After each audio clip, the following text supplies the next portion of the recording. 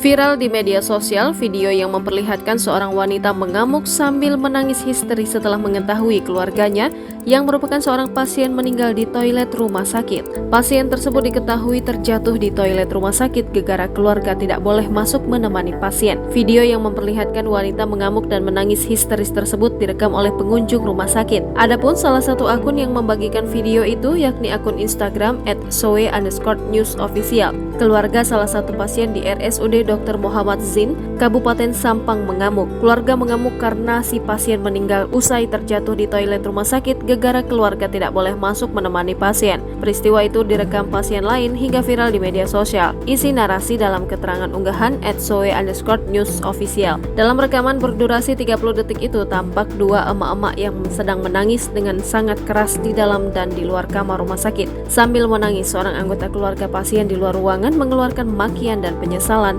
karena mereka tidak diizinkan masuk untuk menemani. Kenapa mau jenguk? Gak diperbolehkan, padahal di sini bukan Surabaya, ucap salah satu wanita itu. Insiden ini menyebabkan kegemparan dan anggota keluarga pasien lainnya datang ke tempat kejadian untuk menyaksikan dan merekam momen tersebut. Perekam video kemudian berusaha memberikan penjelasan. Jatuh dari toilet guys, gara-garanya ditungguin gak boleh, jadi yang sakit berjalan ke toilet sendiri, jadinya meninggal sendiri, ujar perekam.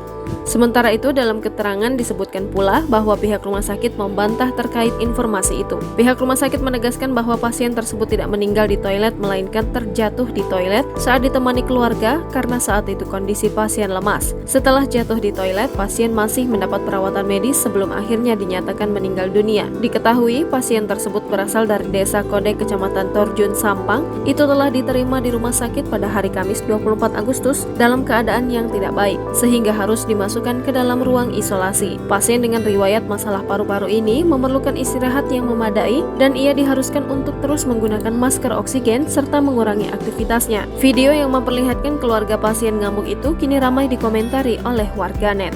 Abu jeding guys, gara-garanya itu aku tak beki, jadi sesake ajaran kejeding ke TV. Ada mati jeding.